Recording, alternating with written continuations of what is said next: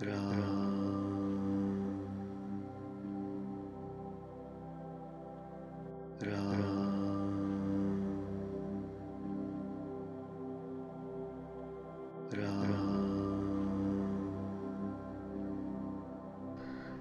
रचना सब गुणों से रहित है।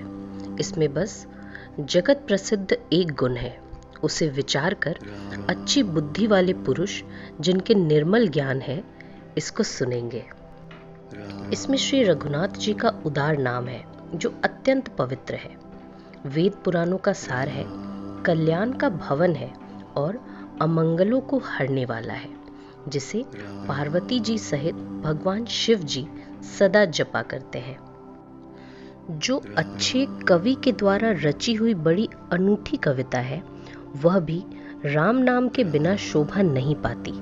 जैसे चंद्रमा के समान मुख वाली सुंदर स्त्री सब प्रकार से सुसज्जित होने पर भी वस्त्र के बिना शोभा नहीं देती, इसके विपरीत कुकवि की रची हुई सब गुणों से रहित कविता को भी राम के नाम एवं यश से अंकित जानकर बुद्धिमान लोग आदर पूर्वक कहते हैं और सुनते हैं, क्योंकि संत जन भौरों की भांति गुणहीनों को ग्रहण करने वाले होते हैं। यद्यपि मेरी इस रचना में कविता का एक भी रस नहीं है, तथापि इसमें श्री राम जी का प्रताप प्रकट है। मेरे मन में यही एक भरोसा है, भले संग से भला किसने बड़प्पन नहीं पाया। धुआं भी अगर के संग से सुगंधित होकर अपने स्वाभाविक कड़वेपन को छोड़ देता है। मेरी कविता अवश्य भद्दी है, परंतु इसमें जगत का कल्याण करने वाली राम कथा रूपी उत्तम वस्तु का वर्णन किया गया है। तुलसीदास जी कहते हैं कि श्री रघुनाथ जी की कथा कल्याण करने वाली और कलयुग के पापों को हरने वाली है। मेरी इस भद्दी कविता रूपी नदी की चाल पवित्र जल वाली नदी गंगा की चाल की भांति टेढ़ी है। प्रभु श्री रघुनाथ जी के सुंदर यश के संग से यह कविता सुंदर तथा सज्जनों के मन को भाने वाली हो जाएगी। शमशान की अपवित्र राख भी श्री महादेव जी के अंग के संग से सुहावनी लगती है और स्मरण करते ही पवित्र करने वाली होती है। श्री राम जी के यश के संग से मेरी कविता सभी को अत्यंत प्रिय लगेगी। जैसे मलय पर्वत के संग से काष्ठ मात्र वंदनीय हो जाता है, फिर क्या कोई काठ का विचार करता है?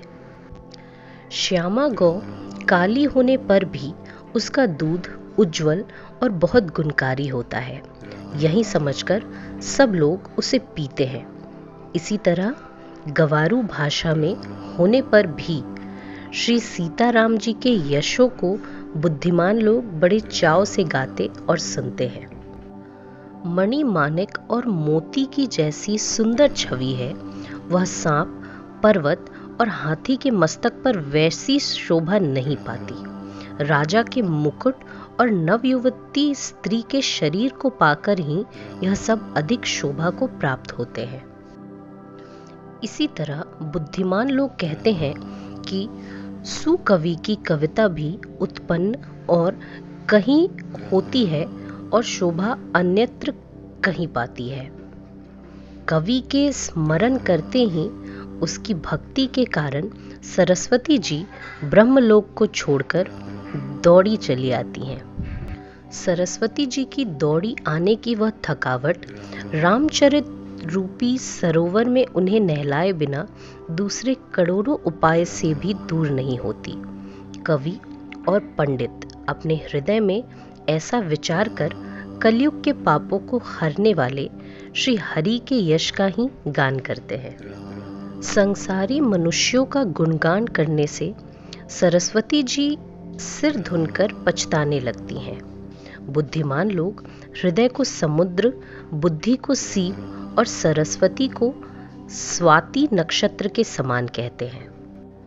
इसमें यदि श्रेष्ठ विचार रूपी जल बरसता है तो मुक्तामणि के समान सुंदर कविता होती है। उन कविता रूपी मणियों को युक्ति से बेध कर फिर रामचरित रूपी सुंदर तागे में पिरोकर सज्जन लोग अपने निर्मल हृदय में धारण करते हैं, जिससे अत्यंत अनुराग रूपी शोभा होती है।